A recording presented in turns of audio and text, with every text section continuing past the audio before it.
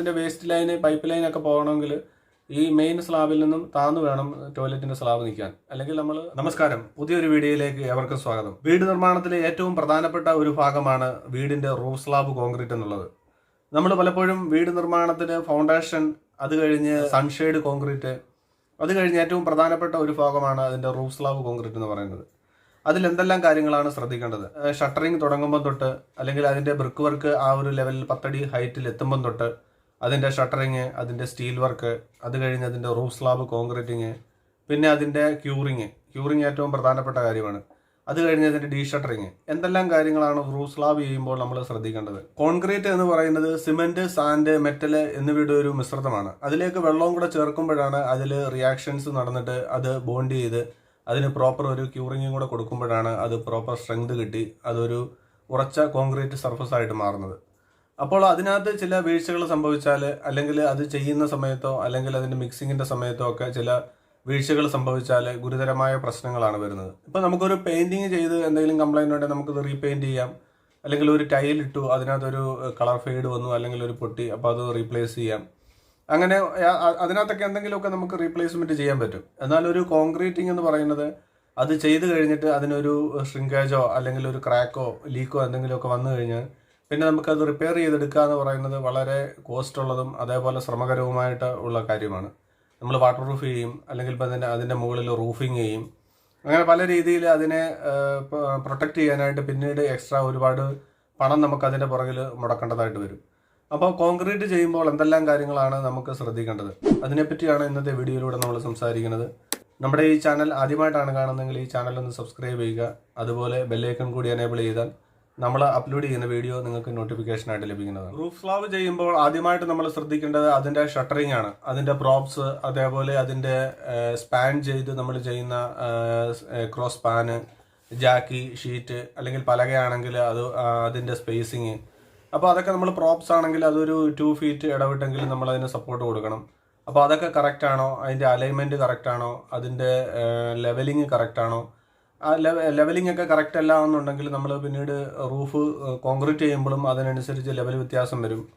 അല്ലെങ്കിൽ ഒരുപാട് കോൺക്രീറ്റ് അതിനകത്ത് എക്സ്ട്രാ ഇടേണ്ട, നമുക്ക് ലെവൽ ചെയ്തെടുക്കുമ്പം ഹൈറ്റ് കറക്റ്റ് ചെയ്യാനായിട്ട് കോൺക്രീറ്റ് ഒരുപാട് ആവശ്യമായിട്ട് വരും. അല്ലെങ്കിൽ ആ കോൺക്രീറ്റ് ചെയ്യുമ്പോഴും ലെവൽ വ്യത്യാസം ഉണ്ടെങ്കിൽ നമ്മൾ പിന്നീട് ടൈൽസ് ഇടുമ്പം അതിനകത്ത് വ്യത്യാസം വരും. ടൈൽസ് എന്തായാലും നമുക്ക് വാട്ടർ ലെവലിലേ ചെയ്യാൻ പറ്റുള്ളൂ. അപ്പോൾ ടൈൽസ് ഇടുമ്പോൾ അതിനകത്ത് പ്രശ്നങ്ങൾ വരും. അപ്പോൾ അതിനകത്ത് ലെവൽ ചെയ്യാനായിട്ട് ഒരുപാട് പിന്നീട് മോട്ടാർ തിക്നെസ് കൂട്ടി ടൈൽസ് ചെയ്യേണ്ടി വരും, അല്ലെങ്കിൽ കട്ടളപ്പടിയൊക്കെ മൂടിപ്പോവും. അങ്ങനെ പല ഇഷ്യൂസ് വരും കോൺക്രീറ്റ് ലെവലായിട്ട് ചെയ്തില്ല എന്നുണ്ടെങ്കിൽ. അപ്പോൾ പ്രോപ്പറായിട്ട് അതിൻ്റെ തട്ട് അടിക്കുമ്പോൾ തന്നെ അതിൻ്റെ സ്ലാബ് കാസ്റ്റ് ചെയ്യുന്നതിന് മുമ്പ് ആ പലക, അല്ലെങ്കിൽ നമ്മൾ ഷട്ടർ ചെയ്യുമ്പോൾ അതിൻ്റെ ഷീറ്റ് തന്നെ പ്രോപ്പറായിട്ട് അത് വാട്ടർ ലെവൽ ചെയ്ത് അതിനകത്ത് എന്തെങ്കിലും അണ്ടിലേഷൻസ് ഉണ്ടോ എന്നൊക്കെ ചെക്ക് ചെയ്ത് കറക്റ്റായിട്ട് അത് പ്രോപ്പറായിട്ട് ലെവൽ ചെയ്യുക എന്നുള്ളതാണ് ഒന്നാമത്തെ കാര്യം. പിന്നീട് നമുക്ക് അതിൽ സ്റ്റീൽ വർക്ക് തുടങ്ങിയാണ്. സ്റ്റീൽ വർക്ക് ചെയ്യുമ്പോൾ ശ്രദ്ധിക്കേണ്ട ഒരുപാട് കാര്യങ്ങളുണ്ട്. അതിനകത്ത് മെയിനായിട്ടുള്ള ചില പോയിന്റ്സുകൾ മാത്രമാണ് ഇപ്പോൾ നമ്മൾ പറയുന്നത്. സ്റ്റീൽ ചെയ്യുമ്പോൾ നമുക്ക് ഏത് തരത്തിലുള്ള ഡയമീറ്ററിലുള്ള സ്റ്റീലാണ്? സാധാരണ 8 mm 10 mm ഒക്കെയാണ് നമുക്ക് സ്ലാബിൽ ഉപയോഗിക്കുന്നത്. അപ്പോൾ അതിൻ്റെ സ്പേസിങ് എത്രയാണ്, അല്ലെങ്കിൽ അതിൻ്റെ സ്പാൻ അനുസരിച്ച് അതിൻ്റെ മെയിൻ ബാർ എങ്ങനെയാണ് ഇടേണ്ടത്? നമ്മൾ സാധാരണ ഷോർട്ട് സ്പാനിലാണ് നമ്മൾ മെയിൻ ബാർ ചെയ്യുന്നത്. അപ്പോൾ ഒരു റൂം എന്ന് പറയുന്നത് അതിന് 3 മീറ്റർ ഇൻറ്റു 3.6 മീറ്റർ ആണെങ്കിൽ നമുക്ക് 3 മീറ്ററാണ് അതിൻ്റെ ഷോർട്ട്. അപ്പോൾ 3 മീറ്ററിലാണ് നമ്മൾ അതിന് പാരലായിട്ടാണ് നമ്മൾ മെയിൻ ബാർ ഇടേണ്ടത്. പിന്നെ അതുപോലെ അതിൻ്റെ ഡിസ്ട്രിബ്യൂട്ടർ അതിൻ്റെ തിരിച്ചിടും. നമ്മളതിൻ്റെ സ്പേസിംഗ് എന്ന് പറയുന്നത് ഒരു 15 സെൻറ്റിമീറ്റർ തൊട്ട് 20 സെൻറ്റിമീറ്റർ വരെയൊക്കെ ചെയ്യാറുണ്ട്. അപ്പോൾ ആ റൂമിൻ്റെ സ്പാന് അല്ലെങ്കിൽ അതിൽ വരുന്ന ലോഡ് ഒക്കെ അനുസരിച്ചാണ് നമ്മളതിൻ്റെ സ്പേസിങ്ങും സ്റ്റീലിൻ്റെ ബാർ എത്രയാണ് വേണ്ടതെന്നൊക്കെ നമ്മൾ തീരുമാനിക്കുന്നത്. അപ്പോൾ അത് പ്രോപ്പറായിട്ട് ചെയ്യുക. അതിൻ്റെ ക്രാങ്ക് ലെങ്ത് എങ്ങനെയാണ്, അതിൻ്റെ അതേപോലെ അതിൻ്റെ ലാപ്പ് ലെങ്ത്, കമ്പികൾ തമ്മിലുള്ള ലാപ്പ് ലെങ്ത് എങ്ങനെയാണ്, അല്ലെങ്കിൽ കൺസീൽഡ് ബീമുകൾ വരുന്നുണ്ടെങ്കിൽ അത് എവിടെയാണ് വരേണ്ടത്, എന്തെങ്കിലും അതിൻ്റെ മുകളിൽ സ്ലാബിൽ എന്തെങ്കിലും ബ്രിക്ക് വർക്ക് അഡീഷണൽ വരുന്നുണ്ടെങ്കിൽ അത് കൺസീൽഡ് ബീമായിട്ട് കൊടുക്കും, അല്ലെങ്കിൽ ഇൻവെർട്ടർ ബീമായിട്ട് കൊടുക്കും. അപ്പോൾ അതിൻ്റെയൊക്കെ എവിടെയാണ് വരുന്നതെന്നൊക്കെയുള്ളത്, നമ്മൾ വോൾ വരുന്ന ഭാഗങ്ങൾ എങ്ങനെയാണ്. ഇപ്പം നമ്മൾ ബ്രിക്ക് മുകളിലോട്ട് വരുന്നത് ചിലപ്പം ഭിത്തി വരുന്നത് നമ്മുടെ താഴെയുള്ള ഭിത്തിയുടെ മുകളിൽ തന്നെ ആണെങ്കിൽ കുഴപ്പമില്ല. ഇനി അതല്ല, ആ ഭിത്തിയിൽ നിന്ന് മാറിയാണ് വരുന്നതെങ്കിൽ അവിടെ ബീമുണ്ടോ, അല്ലെങ്കിൽ കൺസീൽഡ് ബീമുണ്ടോ എന്നൊക്കെയുള്ള കാര്യങ്ങൾ നമ്മൾ മുൻപേ കണ്ട് അതിനുള്ള കമ്പി, അതിനുള്ള റീഇൻഫോഴ്സ്മെൻ്റ് ഒക്കെ കറക്റ്റായിട്ട് നമ്മൾ ചെക്ക് ചെയ്ത് അതനുസരിച്ച് അത് നമ്മൾ സ്റ്റീൽ വർക്ക് ചെയ്യേണ്ടതാണ്. നമ്മൾ കോൺക്രീറ്റ് ഇനി സ്റ്റീൽ വർക്കൊക്കെ കഴിഞ്ഞ് ഇനി കോൺക്രീറ്റ് തുടങ്ങുന്നതിന് മുമ്പ് നമ്മൾ അതിനകത്ത് എന്തെങ്കിലും ഡബ്രീസ് കിടപ്പുണ്ടെങ്കിൽ, ഇപ്പം പഴയ സ്റ്റീൽ ചെയ്തുകൊണ്ടിരുന്നപ്പോഴുള്ള എന്തെങ്കിലും ബൈൻഡിങ് വയറിൻ്റെ പീസുകളോ അല്ലെങ്കിൽ എന്തെങ്കിലും തടിയുടെ കഷ്ണങ്ങളോ ഇലയോ അങ്ങനെയൊക്കെയുള്ള എന്തെങ്കിലും ഉണ്ടെങ്കിൽ പ്രോപ്പറായിട്ട് അത് വാഷ് ഔട്ട് ചെയ്ത് പ്രോപ്പറായിട്ട് ക്ലീൻ ചെയ്യണം. അതുപോലെയുള്ള ഡെബ്രീസൊക്കെ അതിനകത്ത് ഇരുന്ന് കഴിഞ്ഞാൽ അത് പിന്നീട് നമുക്കൊരു കോൺക്രീറ്റിൻ്റെ സ്ട്രെങ്തിനെ ബാധിക്കും. അല്ലെങ്കിൽ പിന്നെ ആ ഹോൾ അവിടെ ഇരുന്നിട്ട് അത് ഡീക്കേ ആയി അത് തുരുമ്പിച്ച് പോയി കഴിയുമ്പോൾ അതിലൂടെ നമുക്ക് വെള്ളം ഇറങ്ങി ലീക്കേജ് ഒക്കെ വരാനുള്ള സാധ്യതയുണ്ട്.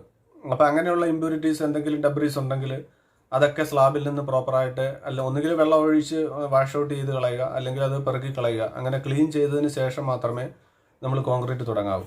അതേപോലെ കോൺക്രീറ്റ് തുടങ്ങുന്നതിന് മുമ്പ് സ്ലാബ് എല്ലാം ഫുള്ളായിട്ട് നനയ്ക്കണം ക്യൂറിങ് ചെയ്തിട്ട്. അല്ലെങ്കിൽ കോൺക്രീറ്റിലുള്ള വെള്ളം ഈ പലകയോ ഷീറ്റിലോ ഒക്കെ അത് അബ്സോർവ് ചെയ്ത് കോൺക്രീറ്റിൻ്റെ സ്ട്രെങ്ത് കുറവ് വരാൻ സാധ്യതയുണ്ട്.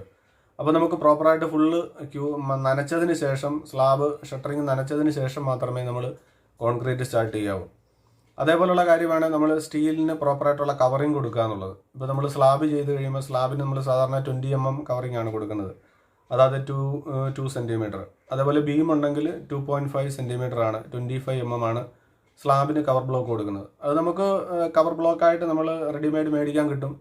അപ്പോൾ അങ്ങനെ കവർ ബ്ലോക്ക് വെച്ച് വേണം കോൺക്രീറ്റ് ചെയ്യാനായിട്ട്. ഇല്ലെങ്കിൽ ഈ തുരുമ്പ് ഈ സ്റ്റീൽ എക്സ്പോസ് ആയിട്ട് അത് തുരുമ്പ് പിടിച്ചിട്ട് അത് എക്സ്പാൻഡ് ചെയ്തിട്ട് കോൺക്രീറ്റ് തട്ട് ഇളകി പോകുകയും അല്ലെങ്കിൽ അതിൽ തുരുമ്പ് പിടിച്ചിട്ട് സ്ലാബിന് ലീക്കേജോ അങ്ങനെയൊക്കെ വന്നിട്ട് പിന്നീട് പ്രശ്നങ്ങൾ വരും. അതിനാണ് പ്രോപ്പറായിട്ട് നമ്മൾ കവറിങ് കൊടുക്കണമെന്ന് പറയുന്നത്. അതേപോലെ നമ്മൾ അതിൻ്റെ ടോപ്പ് ബാറായിട്ട് വരും. ഇപ്പോൾ ക്യാൻഡിലിവറോ അല്ലെങ്കിൽ ക്രാങ്ക് വരുന്ന ഭാഗത്തൊക്കെ ഉണ്ടെങ്കിൽ അതിന് നമ്മൾ ചെയർ വെച്ച് കൊടുക്കും. ചെയർ എന്ന് പറയും, സ്റ്റീൽ തന്നെ നമ്മൾ വളച്ചിട്ട് അതിൻ്റെ പ്രോപ്പറായിട്ട് സ്പേസിങ് കൊടുക്കാനായിട്ട് ടോപ്പ് ബാറും ബോട്ടം ബാറും തമ്മിൽ ഒരു അകലം വേണം, നിശ്ചിത അകലം വേണം. അപ്പോൾ അത് പാലിക്കാനായിട്ട് നമ്മൾ ചെയർ വെച്ച് കൊടുക്കും. അല്ലെങ്കിൽ അത് പിന്നീട് അതിൻ്റെ മുകളിൽ കൂടെ നടന്നോ ചവിട്ടിയൊക്കെ അതെല്ലാം ഒറ്റ ലെവലിലായി പോകും. അപ്പോൾ അതൊരു പ്രോപ്പറായിട്ടുള്ള രീതിയിൽ ചെക്ക് ചെയ്തിട്ട് അതിനുള്ള പ്രോപ്പറായിട്ടുള്ള ചെയർ വെച്ച് കൊടുക്കുക, കവർ ബ്ലോക്ക് വെച്ച് കൊടുക്കുക. ഇങ്ങനെയുള്ള കാര്യങ്ങളും കോൺക്രീറ്റ് ചെയ്യുന്നതിന് മുമ്പ് ശ്രദ്ധിക്കേണ്ടതാണ്. അതേപോലെ കോൺക്രീറ്റ് ചെയ്യുന്നതിന് മുമ്പ് മറ്റൊരു പ്രധാനപ്പെട്ട കാര്യമാണ് എന്തെങ്കിലും തരത്തിലുള്ള കോൺഡ്യൂട്ടുകൾ, പ്രധാനമായിട്ടുള്ള ഇലക്ട്രിക്കൽ കോൺഡ്യൂട്ട്സ് ആയിരിക്കും. നമുക്ക് കറക്റ്റായിട്ടാണോ ഫാൻ പോയിന്റ് വരുന്നിടത്ത് ഹുക്ക് ഇട്ടിട്ടുണ്ടോ, അല്ലെങ്കിൽ റൂമിൻ്റെ സെൻറ്ററാണോ. ചിലപ്പോൾ ഇൻറ്റീരിയറിൻ്റെ ഡ്രോയിങ് ഒക്കെ ഉണ്ടെങ്കിൽ അതനുസരിച്ച് ചിലപ്പോൾ സെൻറ്റർ ആയിരിക്കത്തില്ല, ചിലപ്പോൾ സൈഡിലേക്ക് മാറിയോ എങ്ങനെയാണ് ഡ്രോയിങ് ഉണ്ടെങ്കിൽ ഡ്രോയിങ് അനുസരിച്ച് എങ്ങനെയാണ് അതിനകത്ത് ലൈറ്റ് പോയിന്റുകൾ, AC പോയിന്റ്, ഹുക്കുകൾ, അല്ലെങ്കിൽ ഡിസ്ട്രിബ്യൂഷൻ ബോർഡ്, മെയിൻ ബോർഡ് വരുന്ന ഭാഗത്തോട്ടാണോ പൈപ്പുകളെല്ലാം കറക്റ്റായിട്ട് പോയിരിക്കുന്നത്. അങ്ങനെയുള്ള കാര്യങ്ങൾ ഇലക്ട്രിക്കൽ ഡ്രോയിങ്ങുമായിട്ട് നമ്മളൊന്ന് ചെക്ക് ചെയ്യണം, പൈപ്പുകളെല്ലാം കറക്റ്റായിട്ടാണോ ഇട്ടിരിക്കുന്നത് എന്നുള്ളത്. അല്ലെങ്കിൽ നമുക്ക് പിന്നീട് ഇതെല്ലാം കഴിഞ്ഞ് പ്ലാസ്റ്ററിംഗ് ഒക്കെ കഴിഞ്ഞ് നമ്മൾ വയറ് വലിക്കുന്ന സമയത്ത് ചിലപ്പം പൈപ്പ് ബ്ലോക്കായി പോകും, അല്ലെങ്കിൽ ആ പൈപ്പ് ഇട്ടിട്ടില്ലെങ്കിൽ അത് പിന്നെ ഫ്ലോറിൽ കൂടെ ഒക്കെ ഇടേണ്ടി വരും. പിന്നെ എക്സ്ട്രാ വയറിന് ലെങ്ത് കൂടും. അതൊക്കെ ചിലവുകൾ കൂടാനുള്ള സാധ്യതകളാണ്. അപ്പോൾ നമുക്കത് പൈപ്പ് ഇട്ടിട്ടുണ്ടെങ്കിൽ അത് കറക്റ്റായിട്ട് കോൺക്രീറ്റിൻ്റെ സമയത്ത് അത് പൊട്ടാതെ അതിൻ്റെ മുകളിൽ അനാവശ്യമായിട്ട് ചവിട്ടി അത് പൊട്ടിക്കാതെ, അല്ലെങ്കിൽ പൊട്ടിയെങ്കിൽ അത് അപ്പുറത്ത് തന്നെ റീപ്ലേസ് ചെയ്യാനുള്ള അറേഞ്ച്മെൻറ്റ് ചെയ്യണം. അപ്പോൾ അത് ഇലക്ട്രീഷ്യനും കൂടെ നമുക്ക് കോൺക്രീറ്റ് ചെയ്യുന്ന സമയത്ത് ആരെങ്കിലും ഒരാൾ അവിടെ സൈറ്റിൽ വേണം.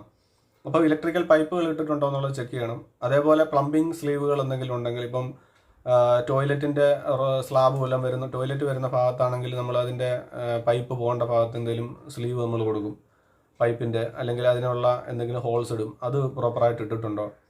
അല്ലെങ്കിൽ വേറെ എന്തെങ്കിലും രീതിയിലുള്ള ഹുക്കുകളോ അല്ലെങ്കിൽ LED ലൈറ്റിന് വേണ്ടിയുള്ള എന്തെങ്കിലും പോയിന്റുകളോ ഒക്കെ ഇട്ടിട്ടുണ്ടെങ്കിൽ അതൊക്കെ നമ്മൾ കറക്റ്റ് ആണോ എന്നുള്ളത് പ്രോപ്പറായിട്ട് ചെക്ക് ചെയ്യുക.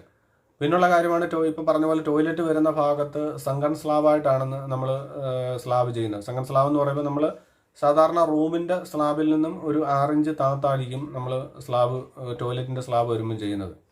അത് നമ്മൾ ചെയ്യുന്നത് എന്താണെന്ന് പറഞ്ഞാൽ അതിൻ്റെ വേസ്റ്റ് ലൈന്, പൈപ്പ് ലൈനൊക്കെ പോകണമെങ്കിൽ ഈ മെയിൻ സ്ലാബിൽ നിന്നും താന്ന് വേണം ടോയ്ലറ്റിൻ്റെ സ്ലാബ് നിൽക്കാൻ. അല്ലെങ്കിൽ നമ്മൾ പൈപ്പ് ലൈനെല്ലാം ചെയ്ത് കഴിയുമ്പോൾ ടൈലിട്ട് കഴിയുമ്പം നമുക്ക് റൂമുമായിട്ട് പൊങ്ങി നിൽക്കും ടോയ്ലറ്റിൻ്റെ ഫ്ലോർ. ഇതിപ്പോൾ നമുക്ക് റൂമുമായിട്ട് താന്ന് നിൽക്കണം, അല്ലെങ്കിൽ നമ്മൾ ടോയ്ലറ്റിൽ വെള്ളമെല്ലാം പുറത്തേക്ക് റൂമിലേക്ക് വരും. അപ്പോൾ ടോയ്ലറ്റ് എന്തായാലും മെയിൻ റൂമിൻ്റെ ലെവലിൽ നിന്നും താന്ന് വേണം നിൽക്കാൻ. അപ്പോൾ അത് സങ്കൺ സ്ലാബായിട്ടാണോ ചെയ്തിരിക്കുന്നത്, അത് അങ്ങനെയാണോ അതിൻ്റെ ഷട്ടറിങ് ചെയ്തിരിക്കുന്നതെന്ന് ചെക്ക് ചെയ്യുക. അല്ലെങ്കിൽ അത് സങ്കൺ സ്ലാബായിട്ട് ചെയ്യുക. അതേപോലെ ടെറസ് വരുന്ന ഭാഗത്തും നമുക്ക് റൂം വരുന്നില്ല എന്നുണ്ടെങ്കിൽ ആ ടെറസ് വരുന്ന ഭാഗവും നമ്മൾ മെയിൻ സ്ലാബിൽ നിന്നും അല്പം താഴ്ത്തി മാത്രമേ അത് കോൺക്രീറ്റ് ചെയ്യാവൂ. അല്ലെങ്കിൽ മഴ സമയത്ത് വെള്ളം അടിച്ച് മുറിക്കകത്തേക്ക് കയറും, അല്ലെങ്കിൽ നമുക്ക് ഭിത്തിയിൽ നനവ് പടർന്നു പിടിക്കാനോ പൊട്ടി ഇളകി പോകാനോ ഒക്കെ ഉള്ള സാധ്യതയുണ്ട്. അപ്പോൾ അങ്ങനെയുള്ള ഭാഗങ്ങൾ സങ്കൺ സ്ലാബായിട്ട് ചെയ്യുക. അത് പ്രോപ്പറായിട്ടാണോ ചെയ്തിരിക്കുന്നത് എന്നുള്ളത് നമ്മൾ ചെക്ക് ചെയ്യേണ്ടതാണ്. വീടിന്റെ റൂഫ് സ്ലാബ് ചെയ്യുമ്പോൾ എന്തെല്ലാം കാര്യങ്ങൾ ശ്രദ്ധിക്കണം എന്നതിനെ പറ്റിയാണ് ഇന്നത്തെ വീഡിയോയിലൂടെ നമ്മൾ ഷെയർ ചെയ്തത്.